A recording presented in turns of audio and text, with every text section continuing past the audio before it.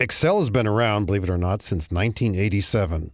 And in the first version of Excel, in that time frame, it was not always so clear that people would be using a mouse when using Office software.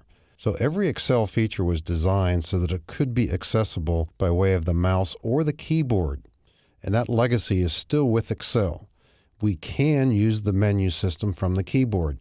Now that doesn't sound too exciting, and it doesn't exactly sound intuitive. But here's what might happen by accident one day. You might hold down the Alt key just for more than a half second or so. What happens when we hold down Alt? We see letters that appear in the menu.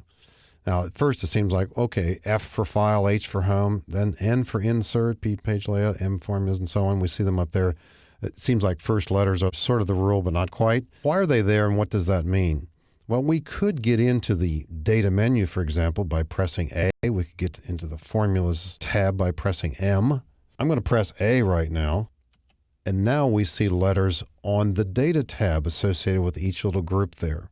And in some cases, we'll press letters and see another subordinate set of letters. So the question is, why are they here and how might we use them?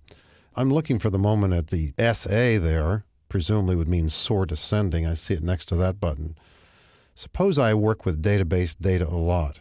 To get to the data tab, I'm probably going to be using the mouse. I'm not so sold on this feature maybe. I'll probably use the data tab and I'll use the AZ button. But what if I have written down or I remember, if I could press Alt A and then SA, that's pretty fast perhaps. And I'm looking at my list of data here. I want to sort it by employee name. So I'm going to click over in column A and press Alt A and then SA, and I've sorted all the data that way. I think I could be making a case here for saying, hey, this is pretty cool. This is pretty fast. I guess the question might be, how many of these kinds of shortcuts do you want to figure out and then write down and hope to remember? And here and there, I think you'll find some good ones. I don't think this is a shortcut that everybody needs, but here and there, it does remind us that the keystroke approach to solving some command sequences is sometimes faster than the mouse.